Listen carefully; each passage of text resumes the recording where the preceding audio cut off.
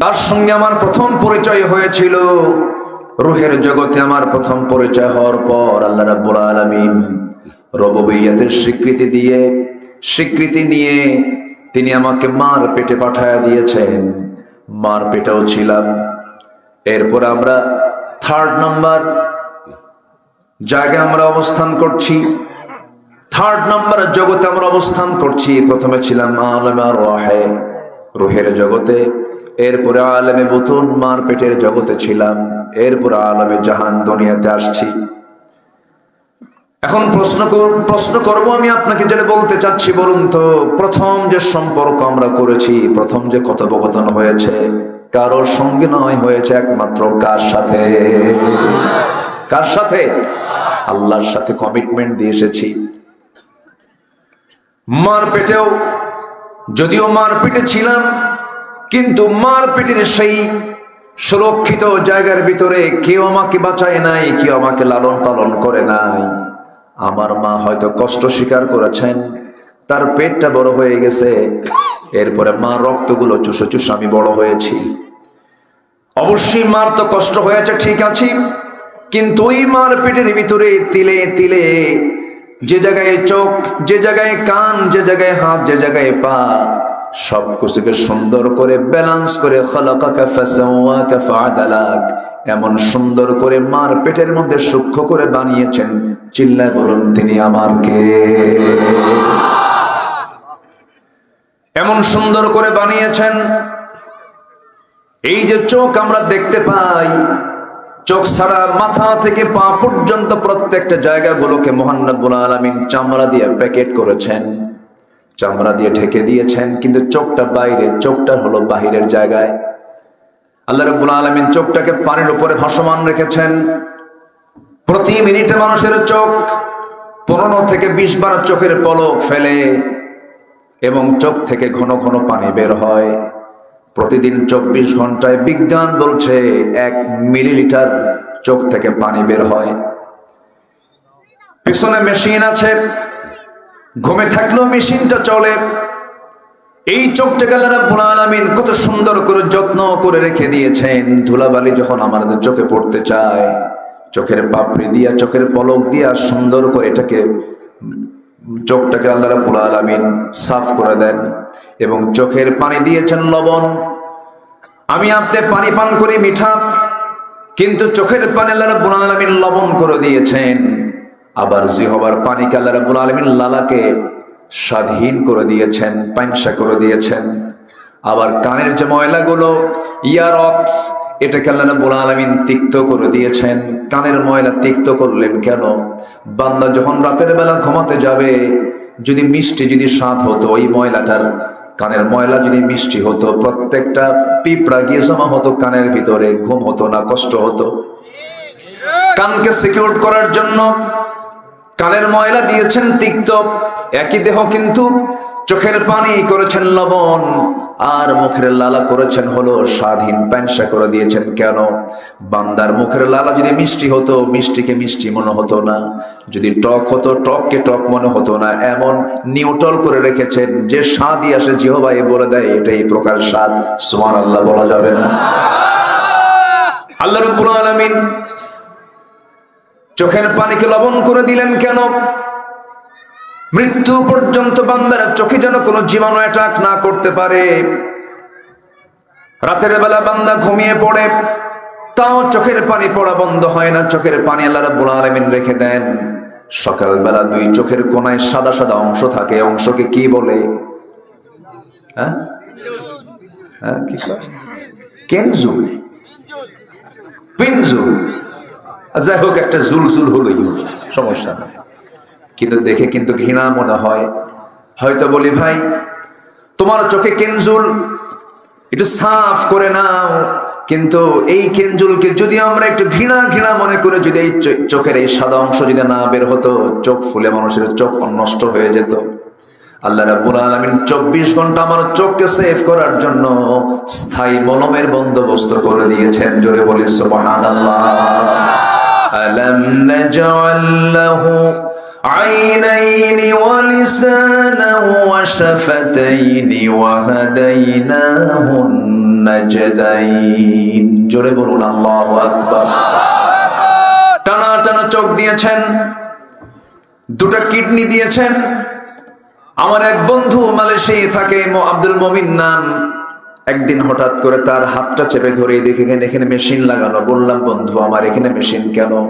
চোখে পানি, কেঁদে বলে, বন্ধু প্রচুর টাকার মালিক, কিন্তু আমার দুটো কিডনি অকেজ, কোনো উপায় নাই। ডায়ালিসিস করতে হয় সপ্তাহে 4 থেকে 5 দিন। আল্লাহ রাব্বুল আলামিন আমার আপনার কিডনি যে দিয়েছেন, একটা দিলেও চলতো, ডাবল ডাবল করে দিয়েছেন। দুনিয়ার ডায়ালিসিস মেশিনটার ওজন হলো 100 কেজি, আর আল্লাহ রাব্বুল আলামিন একই ডায়ালিসিস মেশিন যে কাজ করে, সেই ডায়ালিসিস মেশিনের কাজটা আল্লাহ পাক কিডনি দিয়ে করায় দেন। প্রত্যেকটা কিডনির ওজন মাত্র 200 গ্রাম, আর মানুষ বানাইছে 100 কেজি। যদি এমনটা হতো, বান্দাকে দুনিয়াতে আল্লাহ পাঠায় দেওয়ার পর বলেন, ও বান্দা তোর জন্য পরে আসমান থেকে কিডনি পাঠাবো 100, 200 কেজি, তুই হলে 80 কেজি। ধানের বস্তা ধরবেন না কিডনির বস্তা ধরবেন? কত বড় বেকায়দা হয়ে যেত। আল্লাহ রাব্বুল আলামিন বলেন, الذي خلقك فسواك فعدلك في أي صورة ما شاء ركبك। শুধু সৃষ্টি করি নাই, এটাকে ব্যালেন্স করে দিয়েছি, সমতা রক্ষা করেছি। 200, 400 গ্রাম কিডনি দিয়েছি বান্দা, চলতে ফিরতে যেন কোনো কষ্ট না হয়। জেনারেটর দিয়েছেন, আমার দেহের মধ্যে জেনারেটর সেট করা আছে, বিদ্যুৎ আছে। বিদ্যুৎ ছাড়া আমার চোখ চলবে না, আমার হাত চলবে না, পা চলবে না। জেনারেটর আছে, এরপরে ব্যাটারি আছে, কি চান সবকিছু এই বডির মধ্যে সেট করে দিয়েছেন। চিল্লায় বলেন কে? আসতে বলবেন না কে? মাথা থেকে পা পর্যন্ত আপনি যেদিকেই তাকাবেন, কার অবদান? বন্ধুকে। আসতে বলবেন না বন্ধুটাকে? আল্লাহ আমার বন্ধু। তিনি শুধু মানুষের রব নন, সকল প্রাণীর তিনি রব।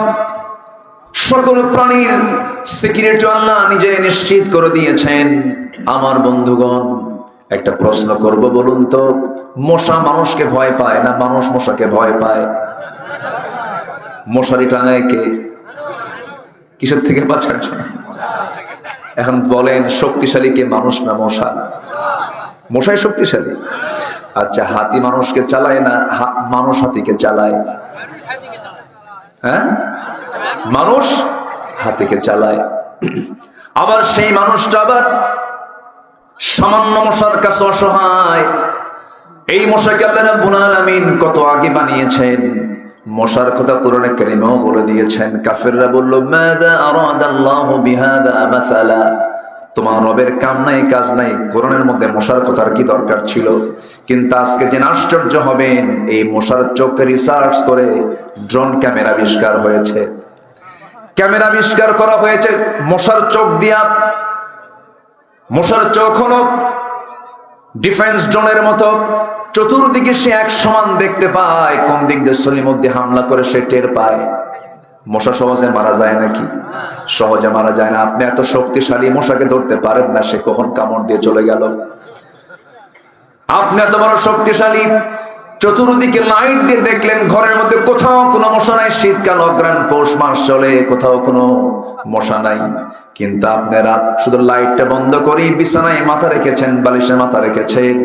হঠাৎ করে 10 মিনিট যেতে না জেনেছিল আপনার কানের কাছে, নাকের কাছে এসে সারেগামা পাদানিশা। ঠিক কিনা বলে? ও খুঁজে পাইলো কেমন, ওর চোখ কোথায়? আপনার চোখ ফেল মেরে দিয়েছে, সে ঘাম পেয়ে যায়। সায়েন্স বলছে 75 ফুট দূর থেকে প্রত্যেকটা মশা মানব অস্তিত্ব খুঁজে পায়। এখানে কোন সলির মধ্যে শুয়ে আছে? আমার বন্ধুগণ, মশা যে কামড় মারে, যে অংশটুকু দিয়া, ওটাকে সুর বলে। কি বলে? সুর বলে। ওই সুরটা যদিও চিকন দেখতে পায়, কিন্তু ওই সুরের মধ্যে 6টা ভাগ আছে। কয়টা ভাগ বলেন?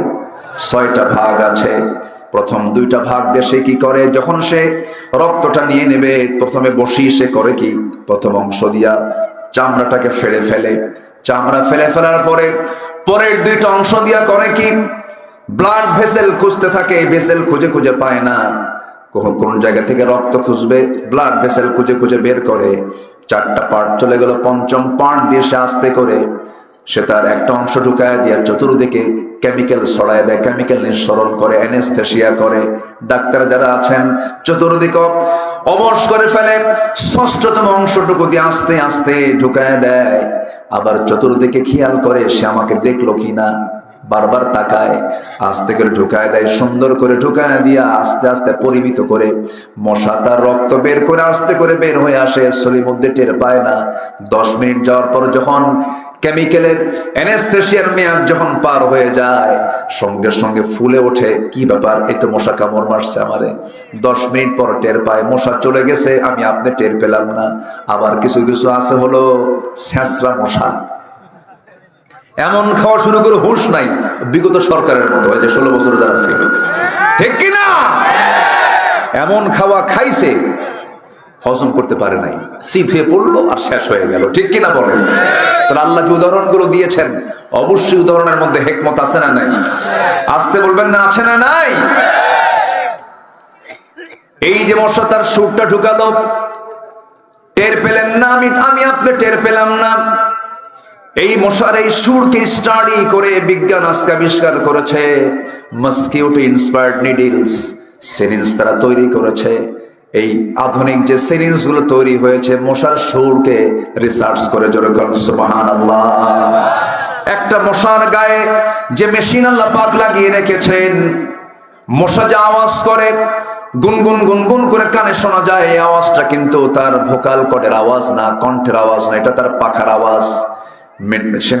সায়েন্স বলতেছে, আধুনিক বিজ্ঞান বলছে, প্রাণী বিজ্ঞান বলছে, প্রত্যেকটা মশা যখন সে হাতের ঝাপটান, যখন পাখার যখন ঝাপটানটা মারে, প্রতি সেকেন্ডের ঘনত্বের পরিমাণ হলো, ঝাপটানের পরিমাণ হলো, তার পাখা নড়ায় প্রতি সেকেন্ডে 400 থেকে 500 বার। সুবহানাল্লাহ বলা যাবে না? আজ পর্যন্ত মেশিন, মশার গায়ে যে মেশিনটা আছে, এমন মেশিন আজ পর্যন্ত পৃথিবীতে কেউ আবিষ্কার করতে পারে নাই। আল্লাহু আকবার বলো। আমার রব তিনি কত বড় রব! সেই মহান রব যা কিছু সৃষ্টি করেছেন সব আমার এবং আপনার জন্য সৃষ্টি করেছেন, জোরে বলেন সুবহানাল্লাহ। একটা প্রশ্ন করব আপনাকে, বলুন তো, আল্লাহ আমাকে বেশি ভালোবাসেন না আমি আল্লাহকে বেশি ভালোবাসি? বলেন বলেন, কে আমাকে বেশি ভালোবাসেন? না আমি আল্লাহকে বেশি ভালোবাসি? আল্লাহ আমাকে বেশি ভালোবাসেন। সারা রাত ধরে মদের বোতল খায়, অন্যের বউ নিয়ে শুয়ে থাকে, অথচ আল্লাহ তার নাকের ডগায় অক্সিজেন দিয়ে রাখে। আল্লাহর দয়া কম? আস্তে, আল্লাহর দয়া কম? সারা রাত ধরে মদের বোতল নিয়ে থাকে আর অন্যের বউ নিয়ে শুয়ে থাকে, এরপরও নাকের ডগায় আল্লাহ সরাসরি অক্সিজেন দিচ্ছেন, খা। বান্দা তুই তওবা করে তবু আয়, তওবার দরজা খোলা রেখেছে, আমি তোকে মাফ করে দেব। জোরে বলে সুবহানাল্লাহ। সবাইকে আমরা আল্লাহর প্রিয় পাত্র হতে চাই। আল্লাহ ভালোবাসেন 8 শ্রেণীর মানুষকে। আল্লাহ তাআলা 8 ধরনের মানুষকে ভালোবাসেন। এই 8 ধরন কারা কারা, এটা হচ্ছে আজকে আমার আলোচনার সাবজেক্ট। সবাইকে শুনতে রাজি আছেন? কারো কোনো সমস্যা নাই তো? জোরে বলি ইনশাআল্লাহ। আল্লাহ আবার কিছু বান্দাকে ভালোবাসেন না, ইউহিব্বু লা ইউহিব্বু, এই দুটা শব্দের মোড়কে আল্লাহ পাক সাজিয়েছেন, কাদেরকে ভালোবাসেন আর কাদেরকে ভালোবাসেন না। তবে হ্যাঁ, পৃথিবীর কোথাও কিন্তু আপনি শান্তি পাবেন না যদি একটা কাজ আপনার মধ্যে না থাকে। সেটা কি জানেন? সেটা হচ্ছে আল্লাহর জিকির যদি না থাকে। পৃথিবীর কোনো প্রাণীর মধ্যে কিন্তু অশান্তি নাই। মশা অশান্তি নাই, হাতি অশান্তি নাই, পিঁপড়া অশান্তি নাই, সমুদ্রের জলপ্রাণী কোনো অশান্তি নাই, ওদের মধ্যে কোনো হরতালও নাই, কোনো গন্ডগোল, কোনো নির্বাচনও নাই। কি কথা কি বুঝতেছেন আপনারা? কোথাও কোনো, শুধু সমস্যা কিসের ভিতরে বলেন? মানুষের মধ্যে। আমার বন্ধুগণ, কেন সমস্যা নাই? সকল প্রাণীগুলো আল্লাহর তাসবিহ জপে এবং সকল প্রাণীগুলো আল্লাহর আনুগত্য করে। أفغير دين الله يبغون وله أسلم من في السماوات والأرض طوعا وكرها ولكن لا تفقهون تسبيحهم। দুই জায়গায় আল্লাহ রাব্বুল আলামিন বলেন সকল প্রাণী যে তাসবিহ প্রকাশ করে তোমরা তা বোঝো না, কিন্তু বান্দা তোমরা কি? ইন্নাল ইনসানা লাকাফুর, বান্দা তুমি বড় অকৃতজ্ঞ বান্দা তুমি আমাকে ভুলে থাকো। আমি তোমাকে এক সেকেন্ড ভুলি না, এক সেকেন্ড ভুললে তোমার দম চলে যাবে, নিঃশ্বাস বন্ধ হয়ে যাবে, তোমাকে আমি এক সেকেন্ডের জন্য ভুলি না। কিন্তু বান্দা তুমি আমাকে শুধু এক সেকেন্ড নয়, এক ঘন্টা নয়, একদিন নয়, দুদিন নয়, 7 দিন চলে যায়, তুমি আমাকে ভুলে থাকো, তুমি নামাজটা পড়ো না। আছে না নাই? আচ্ছা আমার বন্ধুগণ, আমি আপনি কেন শান্তি নাই? কারণ সমাজের মধ্যে শান্তি না থাকলে কারোই শান্তি থাকে না। কেউ মূলত শান্তিতে নাই, এর মূল কারণ হলো ইসলামের পরিবেশটা আমরা সমাজে চালু করতে পারি নাই।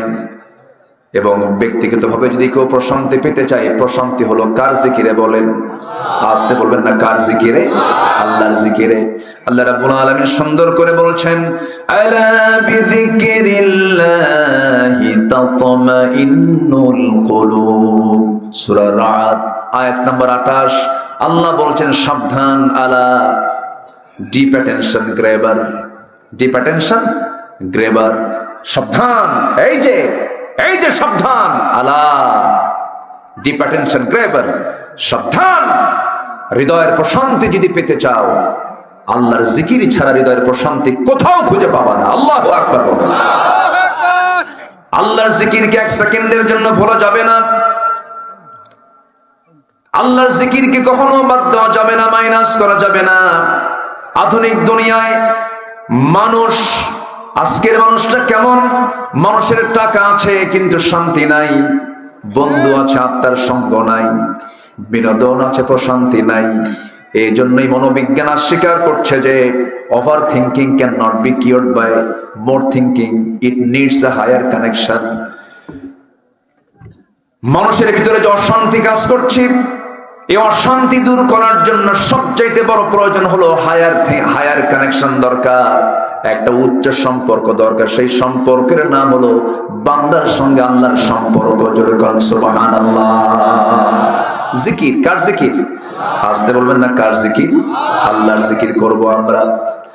আমার বন্ধুগণ, আল্লাহর জিকিরটাকে শুধুমাত্র সুবহানাল্লাহ নয়, আলহামদুলিল্লাহ নয়, আল্লাহু আকবার শুধু নয়, বাজারে যাব, ওজন যখন দেব জিকির করব কার? ব্যবসা যখন করব ওজন দেব জিকির করব কার? আবার আমি যখন চাকরি করতে বসবো জিকির করব কার? সব সময় সমস্ত কাজে আল্লাহ রাব্বুল আলামিন তার স্মরণকে তিনি বাধ্যতামূলক করে দিয়েছেন। আমাকে তুমি বাদ দিয়ে চলো না, বিপদে পড়ে যাবা। একজন সাহাবীর কথা মনে হলো, 2 নম্বর খলিফাতুল মুসলিমিন ছিলেন। সেই খলিফার নাম কি বলুন? একটু জোরে বলেন। আমি প্রায় একটা কথা বলি, মনে হয় বহুদিন আগে এক মাহফিলে, আজ থেকে আরো 15-20 বছর হবে, এক মাহফিলে বললাম, ওমর ফারুককে চিনেন কে? সামনে থেকে এক ছোট্ট ছেলে দাঁড়ায় বলে, হুজুর আমি ওমর ফারুককে চিনি। কে? আমাদের বাড়ির দোতলায় ভাড়া থাকে। আমি তাকে বললাম, তুমি 100-তে 100 পাইছো, মাশাআল্লাহ। জি,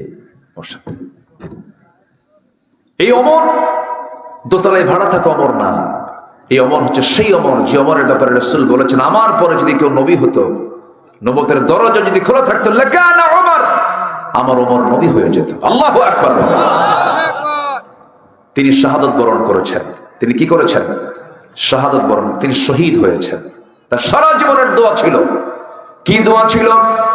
আল্লাহুম্মা রযুকনি শাহাদাতান ফি সাবিলিক ওয়াজআল মাউতি ফি বালাদি রাসূলিক। ও আল্লাহ, তুমি আমাকে শহীদি মৃত্যু দান করো এবং আমার নবীর শহরে মদিনাতে মৃত্যু দিয়ে দিও।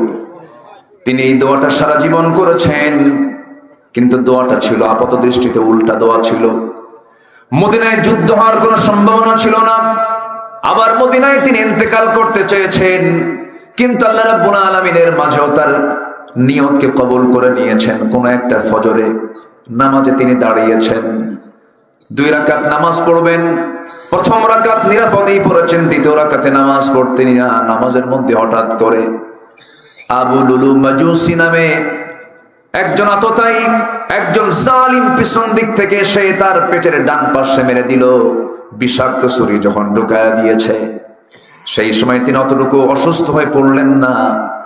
সেই চাকু বের করে আবার উপর জবরি সামনের দিক থেকে তল পেটে যখন মোচড়ায় যখন ছুরিটা মেরে দিয়েছে, সেই সময় আর তিনি দাঁড়াতে পারলেন না। দ্বিতীয় রাকাতে পেটের নিচ থেকে একটু অংশ ভুঁড়ি বের হয়ে গেল, সেন্সলেস হয়ে পড়ে গেলেন। কয়েক ঘন্টা সেন্স নাই। ইতিহাস বলে সেন্স যখন ফিরল, তার সেন্স ফেরার সঙ্গে সঙ্গে তিনি মুস্কি হাসি মেরে বলছেন, আল্লাহ তাআলা বুঝি আমার হৃদয়ের আকুতি কবুল করে নিয়েছে। এরপরে ছেলে আব্দুল্লাহকে ডাক দিয়ে বলছে, আব্দুল্লাহ এই দিকে আসো, একটু পানি দাও তো। হয়তো সন্তান মনে করেছেন আব্বা পানি পান করার জন্য ছটফট করছেন, পানি আনলেন তাড়াতাড়ি করে। পানি যখন তার হাতে দেওয়া হলো, তিনি বলছেন, আব্দুল্লাহ তুমি আমাকে কিসের জন্য পানি দিলা? আব্বা আপনি তৃষ্ণার্ত হয়েছেন, পানি পান করুন না। আরে না, ফজর নামাজ তো আমার এখনো হয় নাই। আল্লাহু আকবার বলেন। এটার নাম কি? জিকির। বলেন এটার নাম কি? বলেন জিকির। আমার তো নামাজটা হয় না, নামাজ তো বাদ আছে, ওযু করতে হবে, ওযুর পানি দাও। ওযু বানায় নিলেন। ওযু বানায় নিয়ে তিনি কষ্ট করে দাঁড়াতে পারলেন না, পেটটাকে কাপড় দিয়ে পেঁচে ধরলেন। নামাজটা বসে বসে কোনো মতো পড়লেন। পড়ার সঙ্গে সঙ্গেই এবার আব্দুল্লাহকে ডাক দিয়ে বলছে, আব্দুল্লাহ রে কি চিন্তা করো তোমরা, কান্নাকাটি করো কেন? আমার নাকের মধ্যে আমি জান্নাতের ঘ্রাণ পেয়ে গেছি। আমি দুনিয়া থেকে মনে হয় বিদায় নিয়ে নেব। আব্দুল্লাহ বলছেন, আব্বা ডাক্তার তো জোগাড় করতে হবে, চিকিৎসার দরকার, ডাক্তার খুঁজে আনতেছি। ডাক্তার খুঁজে আনা হলো, সামনে ডাক্তারকে বসায় দেওয়া হলো। এবার ডাক্তার বলছে, আমিরুল মুমিনিন কি চিকিৎসা করবো আপনার? এক গ্লাস দুধ নিয়ে এসেছে, দুধটা পান করুন। যখন তাকে এক গ্লাস দুধ দেওয়া হলো পান করার জন্য, তিনি পান করা শুরু করলেন বিসমিল্লাহ বলে। কিন্তু দুধটা পেটে থাকলো না, নারী ফুটা হয়ে বাইরে দিয়ে দুধটা পড়ে গেল। ডাক্তার বলছে, আর পারলাম না, আমি তো অচল হয়ে গেলাম, আমার চিকিৎসা এই জায়গায় শেষ, আমি আর পারছি না। সঙ্গে সঙ্গে ওমর ফারুক বলছেন, ডাক্তার তোমাকে ধন্যবাদ, আমি আমার রবের সন্ধানে, রবের আহ্বানে সাড়া দিয়ে আমি আমার রবের কাছে চলে যাচ্ছি। আল্লাহু আকবার বলেন। জিকির কার? বলেন আসতে বলবেন না, জিকির কার? আল্লাহর জিকির তাতমাইন্নুল কুলুব। সঙ্গে সঙ্গে ওমর ফারুক রাদিয়াল্লাহু তাআলা বলছেন, আব্দুল্লাহ আমি মনে হয় দুনিয়া থেকে বিদায় নিয়ে নেব, ডাক্তারকে পাঠায় দাও। ডাক্তার এবার চলে যাচ্ছে রুম থেকে। ডাক্তারের পায়ের দিকে তাকায় দেখেন তার পাজামাটা গিরার নিচে পড়ে আছে। ওই অসুস্থ অবস্থায় ডাকতেছেন, ডাক্তার এই দিকে আসো, আমি চাই না তুমি জাহান্নামে যাও। আমার নবীর হাদিসটা শুনে যাও, যে ব্যক্তির পাজামার কাপড় গিরার নিচে পড়ে থাকবে, কিয়ামতের দিন আল্লাহ পাক তার দিকে নজর দিবেন না, পাজামার কাপড়টা উঠাও। সুবহানাল্লাহ বলবেন না? মৃত্যুর পূর্ব দাওয়াতি কাজ বন্ধ নাই। ওমর ফারুক রাদিয়াল্লাহু তাআলা দুনিয়া থেকে বিদায় নেবেন। এবার বলছেন, আব্দুল্লাহ সারা জীবনের আমার একটা আকুতি ছিল, কোনদিন প্রকাশ করি না। আব্দুল্লাহ আমি তো মরে যাচ্ছি, আমার রাসূল তো মারা গেছেন, আমার বন্ধু আবু বকর নবীর পাশে ঘুমাচ্ছেন, আমার বড় শখ নবীর পাশে আমিও ঘুমাতে চাই, কিন্তু জায়গাটা তো আয়েশার, উম্মাহাতুল মুমিনিন আয়েশার জায়গা। সে যদি জায়গাটা আমাকে দিত আমার শখটা পূরণ হয়ে যেত। দেখো তো আব্দুল্লাহ তুমি আমার পক্ষ হয়ে তুমি আমার সন্তানকে একটা প্রস্তাব দাও তো দেখি। দেখি আয়েশা কি বলে। চলে গেছেন তিনি। চলে গিয়ে বাবার প্রস্তাব যখন আম্মাদের আয়েশা সিদ্দিকের কাছে করলেন, সঙ্গে সঙ্গে ভিতর থেকে কান্না জড়িত কণ্ঠে জবাব এলো, অর্ধজাহানের শাসনকর্তা ওমরের মতো মানুষ আমার কাছে ছোট্ট একটা আবদার করবে, আমি কেমন করে ফেরত দেই? আমি আয়েশা আমার জায়গা আমি ওমরের দান করে দিলাম। আমার ভাইয়েরা, আল্লাহর শরণ, নবীর মুহাব্বত, আল্লাহর জিকির, নবীর আনুগত্য, এই বিষয়গুলো যদি আমার আপনার জীবন থেকে মাইনাস হয়ে যায়, দুনিয়াও সংকীর্ণ হয়ে যাবে, আখিরাত সংকীর্ণ হয়ে যাবে, সব শেষ হয়ে যাবে। আল্লাহ একটা আয়াতে সাফ করে বলে দিয়েছেন, ওয়ামান আ'রাদা আন যিকরি ফাইন্না লাহু মাঈশাতান দানকা ওয়া নাহশুরুহু ইয়াওমাল কিয়ামাতি আ'মা قال رب لم حشرتني أعمى وقد كنت بصيرا জোরে বলুন আল্লাহু আকবার। আমার জিকির থেকে, আমার স্মরণ থেকে, আমার নামাজ থেকে, আমার সমস্ত হুকুম থেকে যে বান্দা নিজেকে গুটিয়ে রাখবে, কিয়ামতের দিন আমি তাকে অন্ধ করে তুলব এবং দুনিয়ার জীবনটাকে আমি তার জন্য সংকীর্ণ থেকে সংকীর্ণ করে দেব, শান্তি থাকবে না। এবং কিয়ামতের দিন, হাসরের দিন তাকে অন্ধ করে তুলব। বান্দা বলবে, আল্লাহ চোখ তো ছিল, আজকে অন্ধ কেন?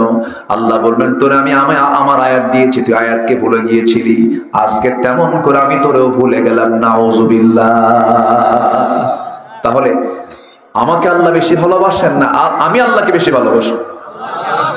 আল্লাহ আমাকে বেশি ভালোবাসেন। আল্লাহ কাকে ভালোবাসেন? 8 শ্রেণীকে আজকে বলবো।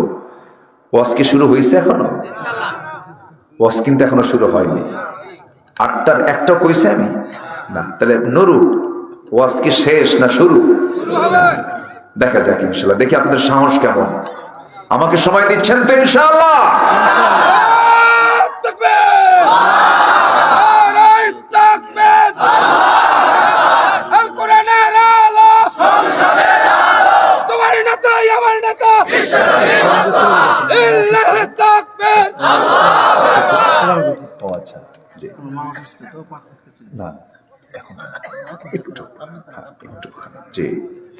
সম্মানিত ভাইরা, আমি কি কথা বলবো? আগ্রহ আছে তো সবার ইনশাআল্লাহ? আল্লাহ পাক সবাইকে শেষ পর্যন্ত থাকার তৌফিক দান করুন। জোরে বলে আমিন। আমি খুবই খুশি যে একজন লোক নড়াচড়া করছেন না। আমি যেন এটা শেষ পর্যন্ত কন্টিনিউ যেন পাই। আল্লাহ কবুল করুন। জোরে বলে আমিন। এবং প্রথমে হতাশ হয়েছিলাম, লোকজন কোথায়, কিন্তু আপনারা যে এইরকম সালাত তা তো বুঝি নাই। আলহামদুলিল্লাহ। সম্মানিত ভাইয়েরা, কিন্তু সময় মতো সব করা উচিত। একটু আগে ভাগে আসবো আমরা। ওয়াস-সাবিকুন আস-সাবিকুন উলাইকাল মুকাররাবুন। আল্লাহ কবুল করুন। জোরে বলে আমিন। আল্লাহ ভালোবাসেন 8 ধরনের মানুষকে। এর মধ্যে 1 নম্বর হলো যারা তওবা করে। কি করে? তওবা। গুনাহ নাই কার? হাত তোলেন দেখি। কার গুনাহ নাই? হাত তোলেন। একজন লোক এদেশে হাত তোলার মতো লোক আছে যার গুনাহ নাই, সেটা হলো লতিফ সিদ্দিকী। ওর কোনো গুনাহ টোনা নাই। ও একদিন বলে ফেলতেছে, অকপটে বলছে, খুব দাম্ভিকতা নিয়ে বলছে, আমি আমিন কেন কব? আমি আমিন কেন বলবো? আমার তো কোনো গুনাহই নাই, আমি মাসুম। চিন্তা করছে, সে বলে আমার কোনো গুনাহই নাই। তাহলে আমার দেশে একটা মানুষরূপী ফেরেশতা পাওয়া গেছে, তার নাম হলো লতিফ সিদ্দিকী। বনে থাকে, ওরে দেখে আসবেন একটু। বদমাইশ জান কোথাকার। আমার দেশে কিছু আমদানি হয় এগুলো মাঝে মাঝে। হজ নিয়ে বাজে কথা বলেছিল। হজ নিয়ে বলেছিল হজ হচ্ছে মুহাম্মাদের ব্যবসা। কথা বুঝতেছেন কি? কত বড় মারাত্মক কথা। ওর তো বেঁচে থাকার অধিকার ছিল না, ওকে ফাঁসির মঞ্চে ঝরিয়ে মারা দরকার ছিল। একদিকে হজ, ওয়া আতিমুল হাজ্জ ওয়াল উমরাতা লিল্লাহ, আরেকদিকে রাসূল। কত বড় অপরাধ এটা হতে পারে। সামনে আমরা এমন আইন দেখতে চাই বাংলাদেশের পার্লামেন্টে। সবাই রাজি আছেন না ইনশাআল্লাহ? আগামীর পার্লামেন্ট হবে হচ্ছে মুসলমানদের পার্লামেন্ট। আগামীর পার্লামেন্ট হবে হচ্ছে নামাজের পার্লামেন্ট। জোরে বলি ইনশাআল্লাহ। আল্লাহ কবুল করুন। আমাদেরকে মঞ্চে উঠলেই বলে, হুজুর ওয়াজ করবেন। এখনো শুরু হয়েছে, কিন্তু শুরু করছে আবার। হুজুর ওয়াজ করবেন, একটু দেখে শুনে একটু ওয়াজ করেন। আকাশ নে কবেন, জমিন না কবেন, দুনিয়াটা আমরা দেখে নেব। দুনিয়া দেখবে, ওরা মদ খাবে, আমরা দোয়া করে দেব। এই সুযোগ আর বাংলাদেশে দেওয়া হবে না। তরুণ প্রজন্ম জেগে উঠেছে, পালস এখন বোঝে সব। এই তরুণ প্রজন্মকে আর ধোঁকা দেওয়া যাবে না। ওরা গণভবন দখল করে দুপুরবেলা মুরগির রান খেয়ে লাঞ্চ করা শিখে গেছে, আর পারবেন না। হাদির রক্ত ঝরেছে, আর পারবেন না। অতএব সচেতন হয়ে আদর্শ নীতি রক্ষা করে নেতৃত্বে আসুন। এই সুযোগ বাংলাদেশের তরুণ প্রজন্ম আর দেবে না। জোরে বলি ইনশাআল্লাহ। আর জোরে বলি ইনশাআল্লাহ।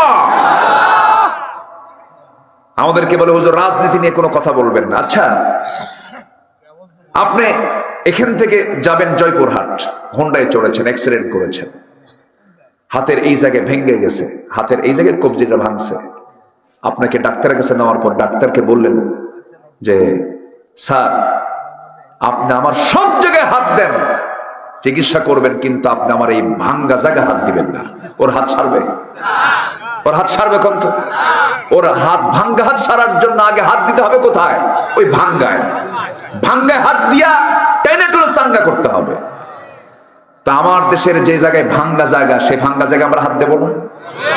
কোরআন নিয়ে বসছি, ভাঙ্গা জায়গায় হাত দেওয়ার দরকার আছে না নাই? ও রাজনীতি ওরা করবে আর আমরা দোয়া করে দেব। কি কথা ঠিক আছে কিনা বলেন? সম্মানিত ভাইয়েরা, আমরা সবাই তওবা করতে রাজি আছি তো ইনশাআল্লাহ? ভুল করছি, তওবা করবো, বাস। আমাদের ভুল আছে না নাই? ভুল আছে, স্বীকার করতে হবে। মানুষ যার নাম তার ভুল আছে, নবীদের কোনো ভুল নাই। নবীদের ভুল না থাকার পরও তারা কিরকম ভাবে তারা আল্লাহর কাছে মাফ চেয়েছেন দেখেন। আমাদের আব্বা আদম আলাইহিস সালাম দোয়া করেছেন, কত সহায়ত্ব নিয়ে দোয়া করেছেন, আমাদেরকে সেই দোয়া শিখিয়ে দিয়েছেন। যারা পারেন ঠোঁট মিলিয়ে বলুন, রব্বানা যালামনা আনফুসানা ওয়া ইল্লাম তাগফির লানা ওয়া তারহামনা লানাকুনান্না মিনাল খাসিরিন। দোয়া করেছেন ইব্রাহিম আলাইহিস সালাম। সবাই বলুন, আওয়াজ দিয়ে বলুন, রব্বানা তাকাব্বাল মিন্না ইন্নাকা আনতাস সামিউল আলিম ওয়া তুব আলাইনা ইন্নাকা আনতাত তাওয়াবুর রহিম। দোয়া করেছেন ইউনূস আলাইহিস সালাম। সবাই বলেন, লা ইলাহা ইল্লা আনতা সুবহানাকা ইন্নী কুনতু মিনাজ জালিমিন। দোয়া করেছেন আমার নবী। সবাই বলেন, রব্বানা আতিনা ফিদ দুনিয়া হাসানাতাও ওয়া ফিল আখিরাতি হাসানাতাও ওয়া কিনা আযাবান নার। জোরে বলুন আল্লাহু আকবার। সব নবী গুনাহ মাফের জন্য দোয়া চেয়েছেন, তওবা করেছেন, ইস্তিগফার করেছেন। যে বান্দার মুখে তওবা বেশি, সেই বান্দার প্রতি আল্লাহর মহব্বতটা বেশি। তুবু ইলাল্লাহ ফাইন্নী আতুবু ফিল ইয়াউমি মিআতা মাররা। তোমরা আল্লাহর কাছে তওবা করো। আমি রাসূল সারা দিনে 100 বারেরও বেশি বার আমি রাসূল নিজে তওবা করি। আমার নবী তওবা করেন। আমাকে আপনাকে মাফ চাইতেই হবে। আমার দায়িত্ব মাফ চাওয়া, আমার আল্লাহর দায়িত্ব মাফ, গুনাহ ক্ষমা করে দেওয়া। আমার দায়িত্ব মাফ চাওয়া। মাফ চাইবো আমরা কার কাছে? আল্লাহর কাছে। তওবা করব কার কাছে? আল্লাহর কাছে। আল্লাহ রাব্বুল আলামিন হুকুম করেছেন তওবার ব্যাপারে। আল্লাহ বলেন, ইল্লা মান তাবা ওয়া আমানা ওয়া আমিলা সালিহান। আল্লাহ তাআলা আরেক জায়গায় হুকুম করছেন, আত-তাইবুনাল আবিদুনাল হামিদুনাস সাইহুনার রাকিউন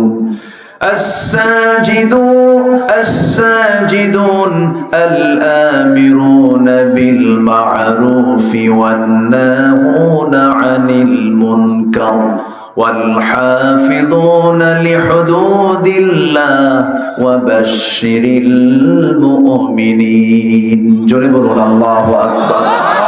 আল্লাহ বলছেন তওবা করো, আগে তওবা করে ফিরে আসো। ইল্লা মান তাবা আত-তাইবুন, আগে তওবা করো, তওবা করে আমার কাছে ফিরে আসো, আমি তোমাকে মাফ করব।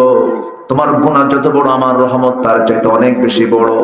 আমার কাছে মাফের মতো মাফ চাইবে, আমি তোমাকে সব গুনাহগুলো মাফ করে দেব। শর্ত হলো তওবা করে ফিরে আসতে হবে। তওবা মানে হলো যে ভুলটা করেছি আমি, আর জীবনে আল্লাহ এই ভুলটা আমি কখনো করতে যাব না, এই সিদ্ধান্ত নেওয়াকে তওবা বলা হয়। আমাকে আপনাকে সিদ্ধান্ত অবশ্যই নেওয়া দরকার আছে না নাই? বলেন আছে। তওবা করব, আল্লাহ বাম দল করেছে আর বাম দল করব না। আল্লাহ হুক্কা মার্কা পার্টির দল করছে আর ওই দল করব না। আল্লাহ সুদ খেয়েছে আর জীবনে সুদ খাবো না। জেনা করেছে আর জীবনে জেনা করতে যাব না। আকাম কুকাম করেছে আর আকাম কুকাম করতে যাব না। চুরি করেছে আর জীবনে চুরি করব না। এমন সিদ্ধান্ত নিয়ে বান্দা যদি ফিরে আসে, আল্লাহ রাব্বুল আলামিন বলছেন, বান্দারে চুরি করে ধরা পড়েছিস, থানায় তোর নামে একবার কালো তালিকায় চলে যাওয়ার পর পরবর্তীতে যতই ভালো হস না কেন, হাজী সাহেব তুই হস না কেন, সারা জীবন থানায় তোর নামটা কালো তালিকায় থেকে যায়। কিন্তু বান্দা তুই যদি তওবা করে যদি আমার পথে ফিরে আসিস, চোরের কাতারে নাম থাকে না, ডাকাতের খাতায় নাম থাকে না, আমি তোকে জান্নাতের খাতায় তোর নামটা তুলে নেই। জোরে বল সুবহানাল্লাহ, আর জোরে বলি সুবহানাল্লাহ। আমরা তওবা করব কার কাছে? আসতে বলবেন না কার কাছে? এক জায়গায় না সব জায়গায়? সব জায়গায়। নাম্বার 2, আল্লাহ রাব্বুল আলামিন ভালোবাসেন কাকে? ইন্নাল্লাহা ইউহিব্বুত তাওয়াবিনা ওয়া ইউহিব্বুল মুতাতাহহিরিন। নাম্বার 2 হলো যারা পবিত্রতা অর্জনকারী তাদেরকে ভালোবাসেন। পবিত্রতা অর্জনকারী 2 প্রকার। একটা হলো নাপাকি থেকে নিজের দেহকে মুক্ত রাখা, আবার শিরকিয়াতের নাপাকি থেকে নিজেকে মুক্ত রাখা। ইন্নামাল মুশরিকুনা নাজাসুন, মুশরিকরা নাপাক। মক্কার একটা এলাকা আছে হুদুদে মক্কা, ওই মক্কার এরিয়ার ভিতরে হারামের এরিয়ার মধ্যে ডোনাল্ড ট্রাম্পও ঢুকতে পারবে না, নরেন্দ্র মোদীও ঢুকতে পারবে না, পৃথিবীর যত পরাশক্তি যত ক্ষমতাধর ব্যক্তি হোক না কেন ওই মক্কার এরিয়ার মধ্যে ঢুকতে পারবে না। কারণ আল্লাহ এক কথায় বলে দিয়েছেন, ইন্নামাল মুশরিকুনা নাজাসুন, মুশরিকরা নাপাক, সে জায়গায় ঢুকতে পারবে না। এটা এক প্রকার নাপাকি। শিরকিয়াত এক প্রকার নাপাকি। আবার আল্লাহ রাব্বুল আলামিন যে দেহ থেকে দেহ সমস্ত নাপাকি থেকে দেহকে মুক্ত রাখা, সবচেয়ে বেশি শাস্তি আল্লাহ পাক কিছু বান্দাকে দিবেন যারা পেশাব থেকে নিজেকে পরেজ না রাখতে পারে। অনেকে পেশাব করে পানি নেয় না, আছে না নাই? কুত্তার মতো দাঁড়ায় পেশাব করে, আছে না? এরকম আছে, আছে না নাই? ওটা হলো সেমি কুত্তা, আছে কি না? এগুলো করা যাবে না। দাঁড়ায় পেশাব করবেন, কিডনি খাম হবে আপনার। কিডনি কি হয়ে যাবে? খাম হয়ে যাবে। বসবেন, কিডনি ভালো থাকবে। ইসলাম যা বলে এটাই করলাম, আলহামদুলিল্লাহ বলেন। দাঁড়ায় নয়, বসে বলেন। দাঁড়ায় নয়, কি বসে। পরিষ্কার করতে হবে, বাউলকে সম্পূর্ণ পরিচ্ছন্ন রাখতে হবে, নাপাকি অবস্থায় থাকা যাবে না। অজুর উপরে থাকার চেষ্টা করবো। মালাকুল মউত আমাকে বলে আসবে আমি অমুক দিন আসতেছি, নাকি এরকম বলে আসবে?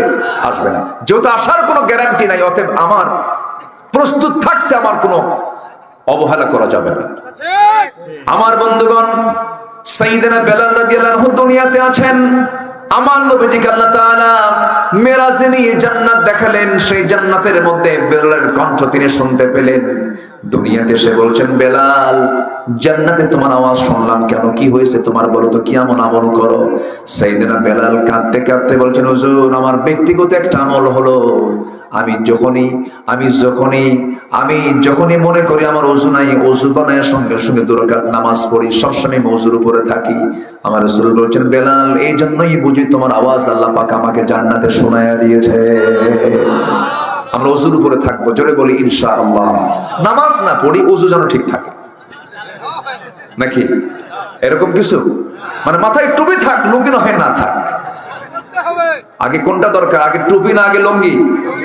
বলেন, আগে লুঙ্গি দরকার না টুপি দরকার? আগে লুঙ্গি দরকার। বলুন তো, নামাজ কয় ওয়াক্ত? এর মধ্যে কোন ওয়াক্তের দাম সবচেয়ে বেশি? আসর। হ্যাঁ, তামানি দাম বেশি। তামান মানে হলো সব। ওরে তামাম, মাশাআল্লাহ। এখানে আরবি শব্দ ঢুকলো কেমনে? জয়পুরহাট অনেক সুন্দর ভাষা, বলি আলহামদুলিল্লাহ। জয়পুরহাটের এই বেল্ট এবং নওগাঁ দিয়ে একটা টান আছে, এত সুন্দর একটা মায়ের টান। ভাত খাসিন, এটা টান আছে না?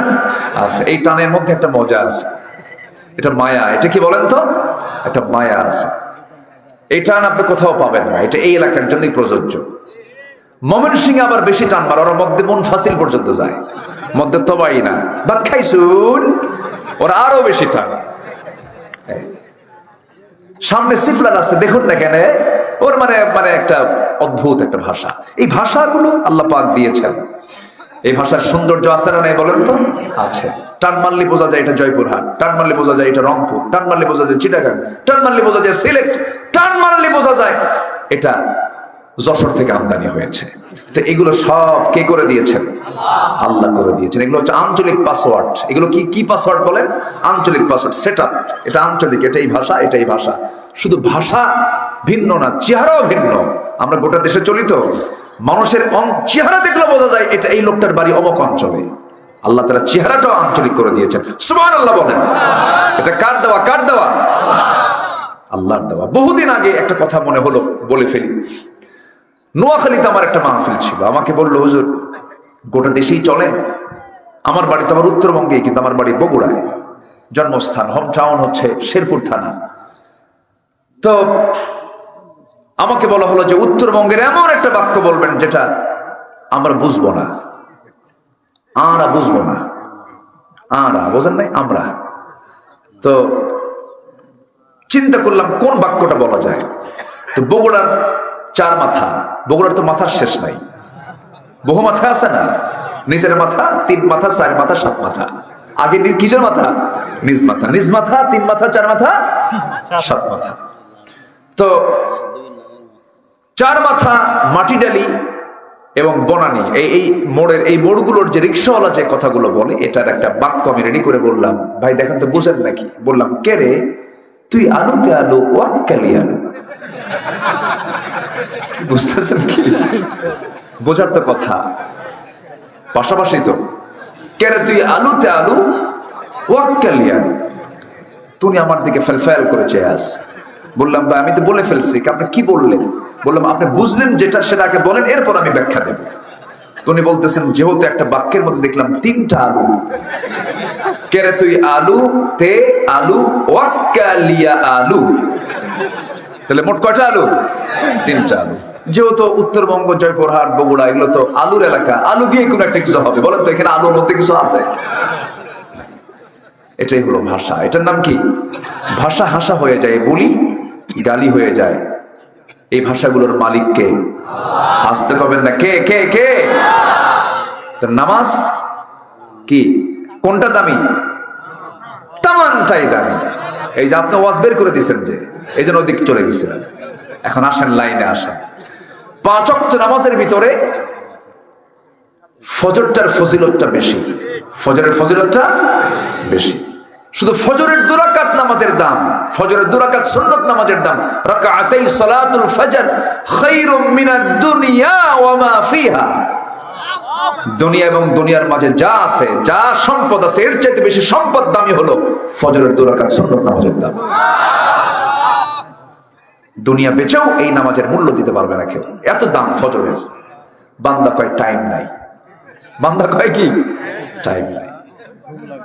একটা প্রশ্ন করব আপনাকে, বলুন তো আমার দেশের ম্যাক্সিমাম মসজিদ গুলোতে কোন ওয়াক্তে সবচাইতে কম মুসল্লি পাওয়া যায় বলেন? ফজরের সবচেয়ে কম মুসল্লি। কিন্তু দুঃখজনক হলো সত্য, ওই ফজরেই কিন্তু মানুষ বাড়িতে বেশি থাকে। জোহরে কম থাকে, আসরেও কম থাকে, মাগরিবেও কম থাকে, এশাও কম থাকে। কিন্তু ফজরে 100% বাড়িতে মানুষ থাকার পরও ফজরে মুসল্লি কম। মানুষগুলো কোথায় যায়? মেরাজে। মেরাজে যায়, ঘুমায় না। কি ঘুমায়? কি ঘুমান দিল, ফজরটা তার কাজা হয়ে গেল। সেই ঘুম তার জন্য অকল্যাণ বয়ে আনবে, অসুস্থতা বয়ে আনবে, নিঃসন্দেহে তার জন্য ক্ষতির কারণ হয়ে যাবে। কোন এক শুক্রবারে, এই তো কিছুদিন আগে কোন এক শুক্রবারে ভূমিকম্প হয়েছিল, মনে আছে আপনাদের? কি বার বলেন? কি বার? শুক্রবার, জুমাবার। বলেন কি বার? আবার বলেন, আবার বলেন, আবার বলেন। শুক্রবার বলবেন না, বলেন কি বার? জুমাবার বললে সওয়াব পাবেন। শুক্র কয় সওয়াবটা পাওয়া যাবে। জুমা একটা সূরার নাম আছে, সূরাতুল জুমা। আর জুমা মানে হচ্ছে একত্রিত হওয়া, জুমার দিন, ইয়াউমুল জুমা। তো জুমাবারে কিয়ামত হবে, জুমাবার পৃথিবী ধ্বংস হবে। তো জুমাবারে জুমার নামাজের একটু আগ দিয়ে ভূমিকম্প হয়েছিল কয়েক সেকেন্ড। জিওএইচএস, বারিধারা, গুলশান, ধানমন্ডি, এই বিশাল ধনকুবের ধনীরা যে এলাকায় থাকে, একটা ফ্ল্যাটে একটা মানুষও নাই। খালি ধাক্কা খান মারছে আল্লাহ। এক ধাক্কায় সব ভিআইপি জুতা খুইলা রাস্তায় সব হয়ে গেছে ভিআইপি ফকির। ভিআইপি কি ফকির, রাস্তায় দাঁড়ায় আছে। কিসের ভয়ে? আল্লাহর ভয়ে নাকি? আল্লাহর ভয়ে, মরার ভয়। আচ্ছা বলেন তো, জান্নাত কি আল্লাহ পাক দিবেন মরার আগে না মরার পরে? আমাদের চূড়ান্ত প্রাপ্তি কি বলেন? আমাদের চূড়ান্ত চাওয়াটা কি বলেন আল্লাহর কাছে? বলেন কি? জান্নাত। সে জান্নাত পাবো আমরা মরার আগে না মরার পরে? বান্দা মরতে চায় না, বান্দা মরতে চায় না, মারছে দৌড়। সে কি দৌড়? গায়ে কোনো কাপড় চুপড়ও নাই, ওই গেঞ্জি আর লুঙ্গি ছিল, ওই লুঙ্গি নিয়ে মারছে। এই দৌড়টা মারা লাগতো না যদি ফজরের দৌড় মারতো আল্লাহর ভয়ে। আসতে কোন কেন? ফজরের দৌড়ে এই দৌড় মারা লাগতো না। আল্লাহ তাআলা দৌড় মেরে নামাজে যেতে বলেছেন, হাইয়া আলাস সালাহ হাইয়া আলাল ফালাহ, তাড়াতাড়ি নামাজে আসো, কদ কামাতিস সালাহ, নামাজ দাঁড়ায় গেছে, নামাজে দাঁড়াও। মুয়াজ্জিন ডাকে, কোন যুবকের কানে সাড়া পায় না। কিছু বুড়া চাচা 5-6 জন ফজরে যায়, কিছু বুড়া চাচা 5-6 জন ফজরে যায়। যখন প্রশ্ন করা হয়, চাচা এই ঠান্ডার মধ্যে আপনি কেন আসছেন মসজিদ? আপনি তো না আসলেও তো আপনি মাহুর মানুষ। বাবা বুড়ি বেঁচে নাই, বুড়ি থাকলে আমি আসতাম না, বুড়ি থাকলে। এগুলো করা যাবে না। নামাজকে আমরা কন্টিনিউ করবো, আমরা জিকিরকে কখনো বাদ দেওয়া যাবে না। নামাজ আমরা 5 ওয়াক্ত পড়বো। সবাইকে রাজি আছেন নাকি? সবাইকে রাজি আছেন?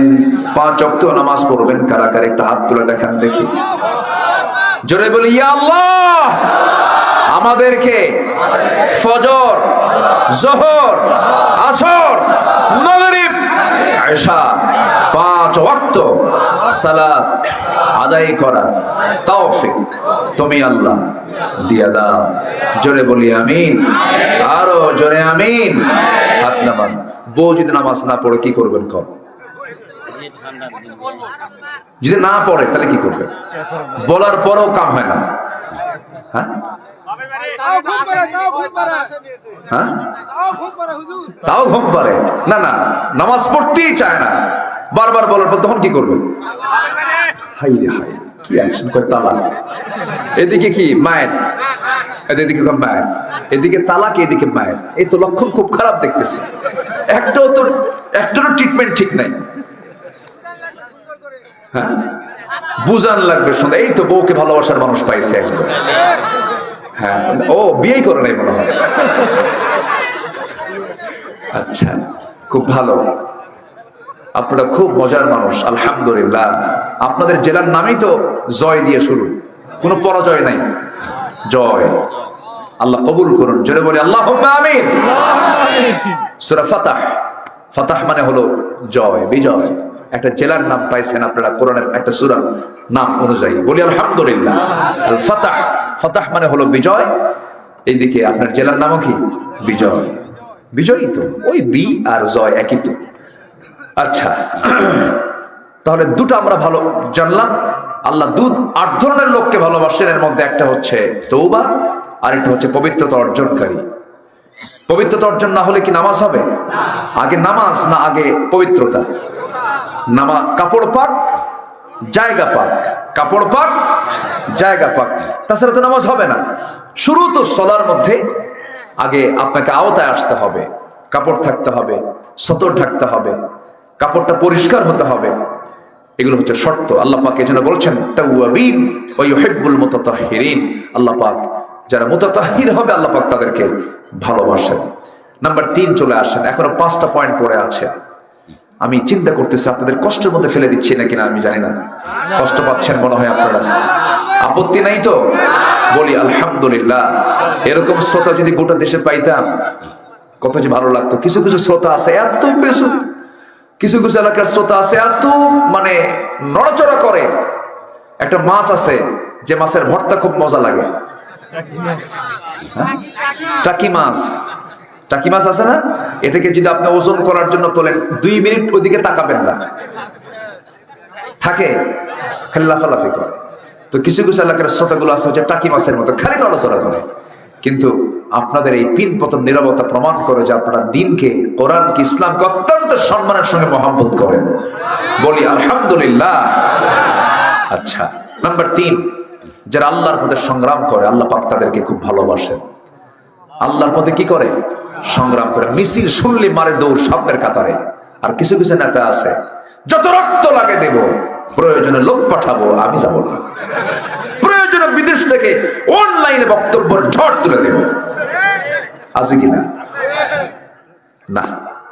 আল্লাহর পথে যারা সংগ্রাম করবে নির্ভীক ভাবে, আল্লাহ তাদেরকে খুব ভালোবাসেন। বলি আলহামদুলিল্লাহ। আল্লাহ রাব্বুল আলামিন বলেন, খুবই কমন আয়াত, এই আয়াতগুলো সবার মুখস্থ থাকা দরকার। সবাই বলুন, ইন্নাল্লাহা ইউহিব্বুল্লাযীনা ইউকাতিলুনা ফী সাবিলিহি সাফফান কাআন্নাহুম বুনয়ানুম মারসুস। সূরা সফ আয়াত নম্বর 4। আল্লাহ রাব্বুল আলামিন তাদেরকে বড় ভালোবাসেন যারা সীসা ঢালা প্রাচীরের মতো। সীসা ঢালার কথা বলেছেন, লোহার কথা উদাহরণ দেন নাই। কান্নাহুম বুনিয়ানুল মাহদুদ বলতে পারতেন, মারসুস বলেছেন কেন? লোহার কাজ হলো, লোহার এক প্রান্তে আপনি আগুন লাগাবেন, অন্য প্রান্তে ঠান্ডা থেকে যাবে। যে সীসার আপনি এক প্রান্তে আপনি আগুন ধরা দিলে পরে গোটা সীসাটা সমান তাপ পেয়ে যায়। আল্লাহ পাক লোহা না দিয়ে এখানে রাসাসের কথা বলেছেন, মারসুসের কথা বলেছেন। অর্থাৎ গোটা পৃথিবীর যে প্রান্তে একটা মুসলমানের জীবন নিয়ে যখন কেউ সিনেমেনে খেলবে, সঙ্গে সঙ্গে সেই মুসলমানের পক্ষে গোটা পৃথিবীর মুসলমান সিংহের মতো গর্জন দিয়ে উঠবে। আল্লাহ পাক এই আয়াত দিয়ে এটাই বোঝাচ্ছেন। আমার বন্ধুগণ, জিহাদ ফিস সাবিলিল্লাহর কাজটা সবাই করতে পারে না, এটার জন্য তাকদীর লাগে। মুনাফিকরা তো পারেই না। মুনাফিককে নামাজে চেনা যায় না, মুনাফিককে রোজায় চেনা যায় না, মুনাফিককে দান সদকায় চেনা যায় না। মুনাফিককে চেনা যায় হলো মাঠে ময়দানে, জিহাদের ময়দানে। জীবন দেওয়া কিন্তু এত সস্তা না। একটু গুরুত্ব বোঝানোর জন্য বলতে চাই, জিহাদের গুরুত্ব কতটুকু। সামান্য একটা ইতিহাস মনে পড়ে গেল। একটা সূরার নাম আছে সূরা তাওবা। সূরা তাওবা, এই সূরা তাওবার একটা প্রেক্ষাপট আছে। তাবুক অভিযানে আমার রাসূল 30,000 সৈন্য নিয়ে রওনা দিয়েছিলেন। যুদ্ধ হয় না, রোমানদের বিরুদ্ধে যুদ্ধ না হয়ে 30,000 সাহাবী নিয়ে আমার নবী আবার রওনা করলেন, ব্যাক করলেন মদিনার দিকে। মদিনার মসজিদে বসে আছেন, হঠাৎ করে একজন সাহাবী, লম্বা হাদিস, তিনি হাদিসটা বর্ণনা করেছেন, কাব বিন মালিক রাদিয়াল্লাহু তাআলা আনহু, আস্তে করে নবীর সামনে এসে হাঁটু গেড়ে আস্তে করে বসে গেছেন। বসে গিয়ে বলছেন, ইয়া রাসূলুল্লাহ, মাফ চাইতে আসছি আমি। কি মাফ চাও বলো? ইয়া রাসূলুল্লাহ, আমি আপনার কাছে মাফ চাইতে আসছি, এই জন্য আপনি যুদ্ধের ডাক দিয়েছেন, অভিযানের ডাক দিয়েছেন, যেতে পারি নাই, গড়িমসি করেছিলাম, ভুল করে ফেলেছি, আমাকে মাফ করে দেন। এবার রাসূল নিজেই গোয়েন্দার মতো করে প্রশ্ন করছেন, কাব, আর কে কে যাও নাই বলো তো? আর কে কে যাও নাই বলো? এবার বলছেন, হুজুর হেলাল বিন উমাইয়া যায় না, আর কে যায় নাই বলো? মুরানা বিন রাবিয়া যায় না, আর কে যায় নাই বলো? হুজুর আমার জানা নাই। আমার জানা মতে এই 3 জন আমরা যাই নাই। যাওয়ার সুযোগ ছিল, সবকিছু ছিল, ইচ্ছা করে গরিমসি করে যাই নাই, হুজুর দয়া করে মাফ করে দেন। আমার নবীর সঙ্গে সঙ্গে মাথা নিচু করে বললেন, ও কাব বিন মালিক, তুমি আমার সামনে থেকে চলে যাও, তুমি আমার সামনে থেকে চলে যাও। ওনাকে মসজিদ থেকে যখন বের হতে বলা হলো, তিনি বের হয়ে গেলেন। এরপর আমার নবী নোটিশ জারি করে দিলেন।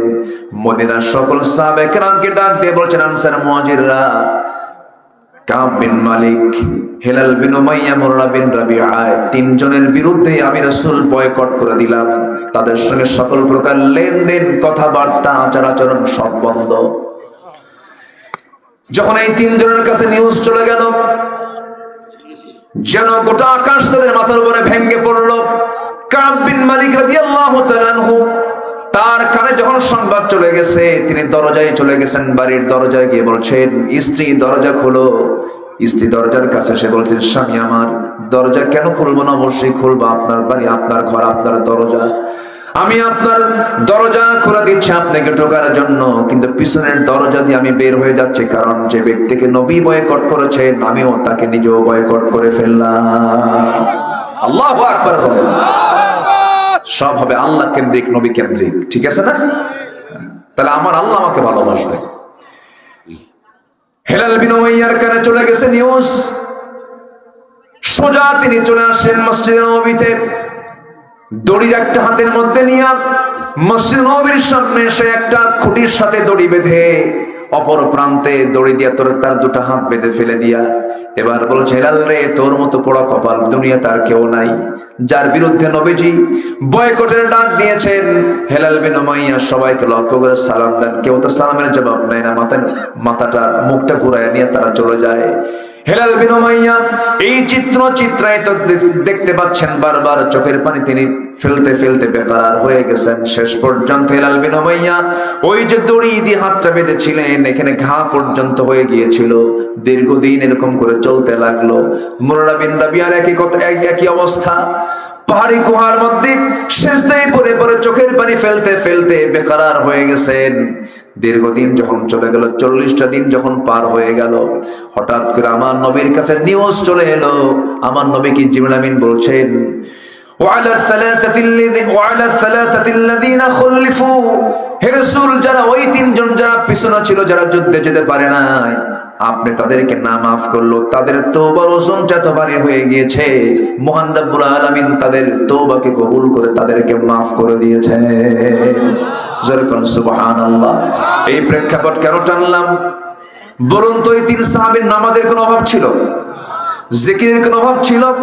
সবকিছুই তারা করেছেন, শুধুমাত্র একটু গড়িমসি করেছেন। রাসূল ইচ্ছা করলে বলতে পারতেন, যেহেতু যুদ্ধ হয় নাই, 30,000 সৈন্যের মাঝে 3 জন যাও নাই, যাও, এটা কোনো ব্যাপার না। কিন্তু আমার নবীজি শক্ত করে ধরার মূল কারণ হলো, জিহাদের ময়দানে কোনো শিথিলতা প্রদর্শন করা যাবে না। ঠিক কিনা? আল্লাহ তাদেরকে ভালোবাসে। নাম্বার 4 হলো যারা তাওয়াক্কুলকারী, আল্লাহর প্রতি যাদের পূর্ণাঙ্গ তাওয়াক্কুল থাকবে। রাসূল বলেছেন, আমার আল্লাহ বলেন, যদি কোনো বান্দার মধ্যে পূর্ণ তাওয়াক্কুল থাকতো, আল্লাহ পাক প্রত্যেক বান্দাকে পাখির মতো রিজিক দিতেন। কিসের মতো রিজিক দিতেন? পাখির মতো রিজিক দিয়ে দিতেন। তাওয়াক্কুল সবচাইতে বড় একটা গুণ। এই গুণটা যার মধ্যে থাকবে, সে কখনো অশান্তিতে ভুগবে না।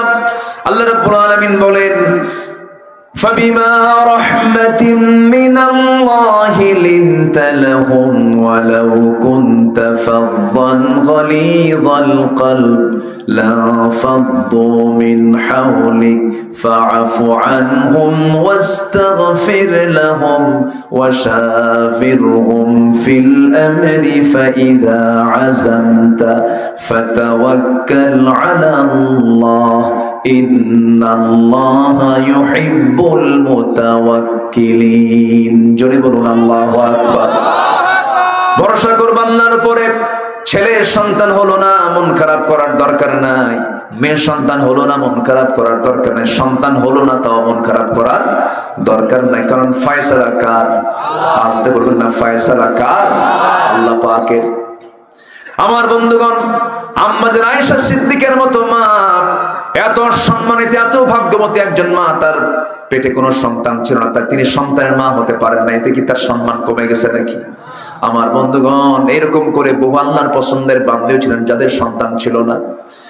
আবার আল্লাহ রাব্বুল আলামিন কাউকে দেন, কাউকে দেন না, আবার কাউকে দিয়ে আবার নিয়ে নেন। আমার নবীর মতো মানুষকে আল্লাহ রাব্বুল আলামিন 4টা ছেলে সন্তান দিয়েছিলেন।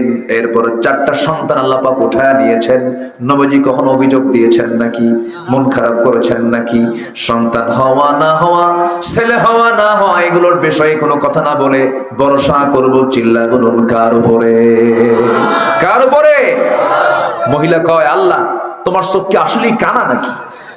তুমি আমার ঘরে 4 মেয়ে দিয়া রহিমউদ্দিনের বাড়িতে তুমি 4টা ছেলে দিলা, ওই বাড়ির 2টা ছেলে আমার বাড়িতে ঢুকায় দিয়া আমার বাড়ির 2টা ওই বাড়িতে ঢুকায় দিলেই তো হিসাব অঙ্ক মিলে যায়। এখন অঙ্ক করতেছো, এরকম অঙ্ক করা কিছু মহিলা আছে না? নাই আছে না।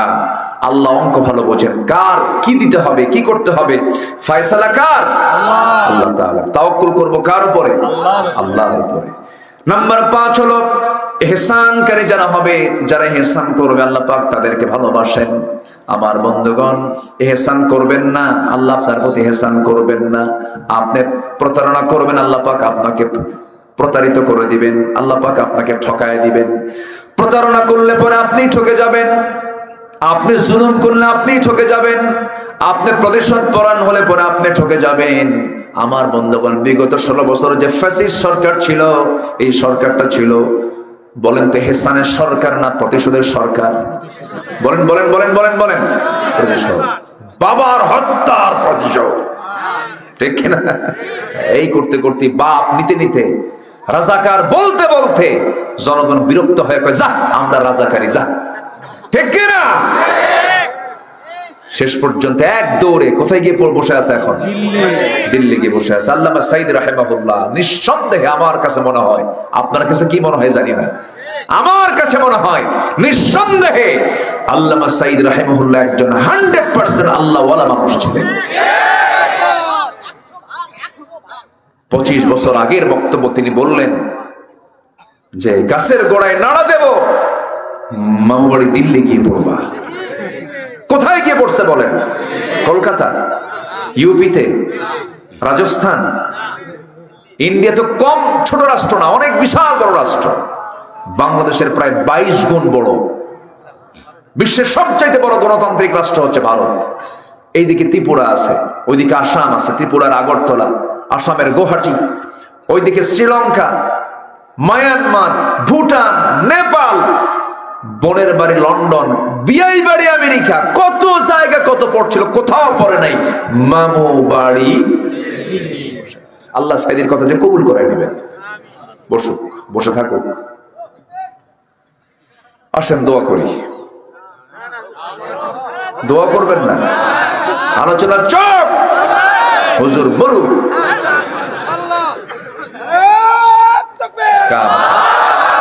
কোন স্লোগান?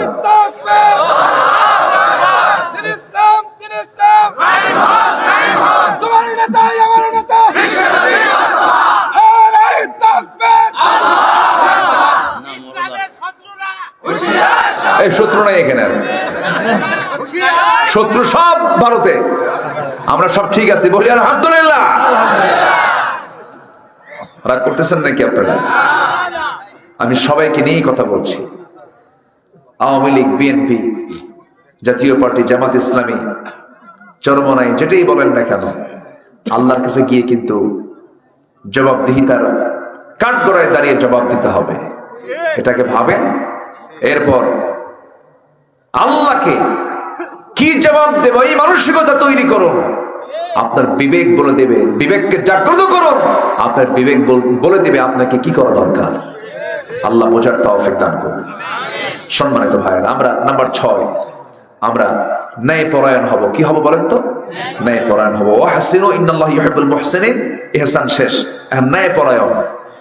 আদালত যেন আমার দেশে কায়েম হয়, আল্লাহ কবুল করুন। ইনসাফ যেন কায়েম হয়। শরীফ ওসমান হাদির রক্ত,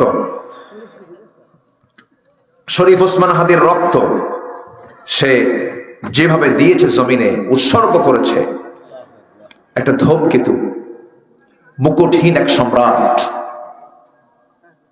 মানুষের মনোজগতের এক রাজা, সে মানুষের মনের রাজত্বের সে রাজা হয়ে গেছে। এখন কত বড় সে মানুষের মনকে জয় করতে পেরেছে। আল্লাহু আকবার।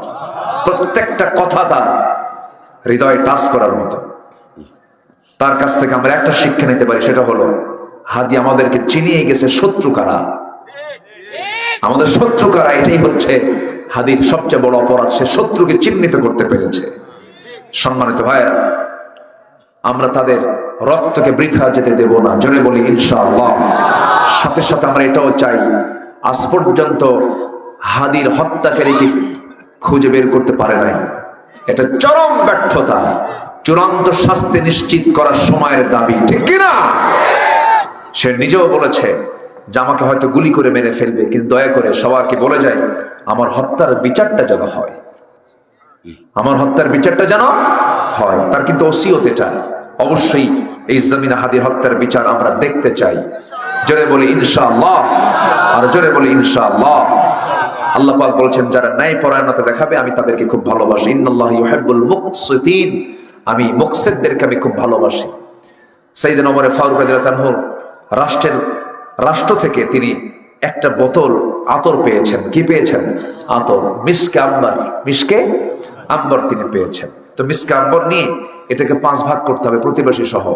তা মিসকে আম্বর নিয়ে বউকে বললেন, বউ আমার, স্ত্রী, তুমি এটাকে 5 ভাগে ভাগ করে 1 ভাগ আমাকে দাও, আমাদের জন্য রাখো, আর বাকি 4 ভাগ প্রতিবেশীকে দিতে হবে, সমান ভাগে ভাগ করবা।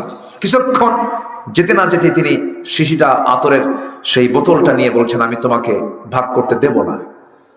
চলে গেছে প্রতিবেশীর কাছে, তার কাছ থেকে ভাগটাগ করে নিয়ে তার যে অংশটুকু সে অংশটুকু নিয়ে সেই স্ত্রীকে বলছে আমি তোমাকে এটা দিলাম, তুমি মন খারাপ করো না, আমি তোমাকে ভাগ করতে দেইনি বলে, আমি তোমাকে বিশ্বাস করি, কিন্তু তোমাকে ভাগ করতে না দেওয়ার একটা কারণ আছে। স্ত্রী সঙ্গে সঙ্গে বলছেন কি কারণ বলুন। সঙ্গে সঙ্গে তিনি বলছেন আমি তোমাকে ভাগ করতে দেই নাই এজন্য তুমি কম বেশি করবে তা নয়, সমান ভাগে ভাগ করবে, কিন্তু আতর তো একটা লিকুইড জিনিস, তরল জিনিস, এই আতরটা ভাগ করতে গিয়ে তোমার কিছু অংশ আতর তোমার হাতে লেগে যাবে, তা থেকে গলায় আসবে, হাতে আসবে, কাপড়ে আসবে। এতটুকু আতর, আমাদের আতরের সুযোগ সুবিধা আমরা বেশি পাই, এটা চাই নাই মনে করে এই আতর ভাগের দায়িত্ব আমি অন্যের কাঁধে চাপায়া দিয়েছি। সুবহানাল্লাহ। সামান্য কি, সামান্য কি আতর, আতরের যেন এক ফোঁটা, সামান্য একটু যেন আতর যেন আমাদের অংশে বেশি না আসে, আমাদের গায়ে যেন বেশি না লাগে, এটা আতর ভাগই করি নাই, অন্যকে দিছে, যা তোরা ভাগ করে আমারে দেয়। সুবহানাল্লাহ বলবেন না? এটা হচ্ছে আদালত, ন্যায়পরায়ণতা। আসুন না আমরা নিজেকে প্রস্তুত করি ওই লেভেলে ইমানকে নিয়ে যাওয়ার জন্য। আল্লাহ কবুল করুন, জোরে বলি আমিন। নাম্বার 7 হচ্ছে মুত্তাকি হওয়া। নাম্বার 7 কি হওয়া বলেন? ইন্নাল্লাহা ইউহিব্বুল মুত্তাকিন ফাস্তাকিমু লাহুম ইন্নাল্লাহা ইউহিব্বুল মুত্তাকিন। সর্বশেষ হলো যারা ধৈর্য ধরবে। অনেক লম্বা লম্বা কথা ছিল, কি করি গদ্য, হ্যাঁ না অনেক বেজে গেছে, যতটুকুন হয়েছে আমরা বলে ফেলে এই উঠে গেলেন, এই ধরেন তো তাড়াতাড়ি দেখি,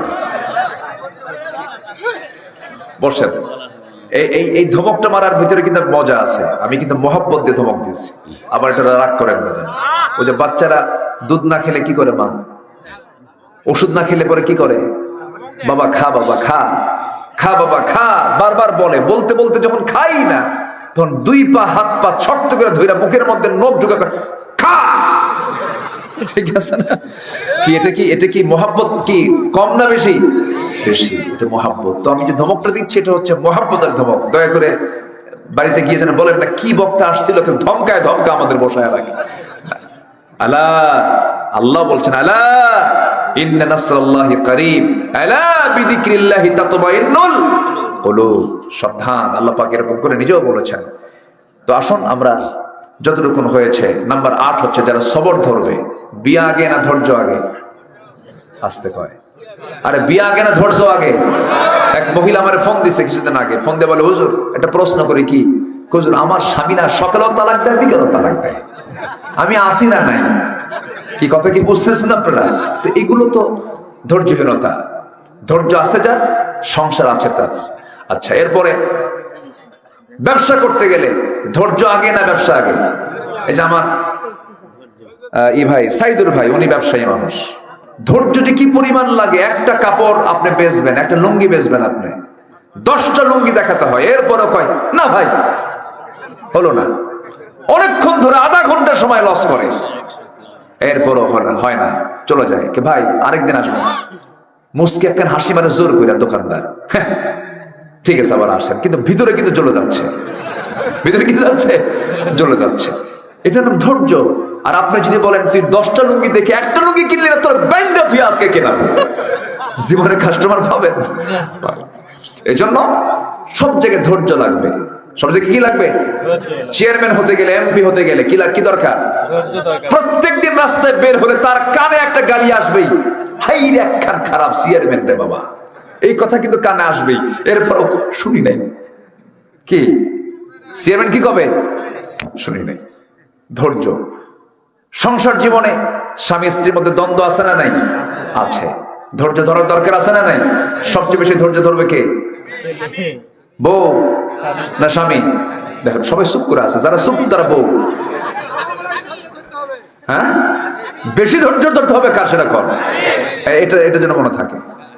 কারণ মেয়েদের মিস্টেকটা বেশি হয়, পুরুষকে নেতৃত্ব দিতে হবে, ধৈর্যের পরিচয় আমরা দেব, জোরে বলি ইনশাআল্লাহ। সম্মানিত ভাইয়েরা, আসুন যতটুকুন হয়েছে আমরা বলে ফেলি আলহামদুলিল্লাহ। আমাদের তো এখন প্রোগ্রামের প্রচুর চাপ, সব দিকে কথা বলতে হয়, তো আমি দোয়া চাচ্ছি, সবাইকে আমার জন্য দোয়া করবেন। সবাই দোয়া করতে রাজি আছেন তো ইনশাআল্লাহ? আমি দোয়া চাই। কি এটা? আচ্ছা রাখেন। মাহফিল কমিটি একটু আমাকে বলেছেন যে হুজুর শেষের দিকে এটা যেহেতু মাদ্রাসার প্রোগ্রাম, এতিমখানা আছে, যদি আপনার কাছে যদি একটু ব্যাগ যায়, চাদর যায়, রাগ করবেন? রাগ করবেন? এতিমকে দিলে আল্লাহ পাক আপনাকে সরাসরি দিয়ে দিবেন। আলহামদুলিল্লাহ বলুন। একটু ব্যাগ যাবে, আমরা যে যা পারি আমরা এই চান্সে কম বেশি দেব। আমার ভাইজান আজকে আসছেন, ওনার মা অসুস্থ, আমরা দোয়া চাই আল্লাহ পাক তার মাকে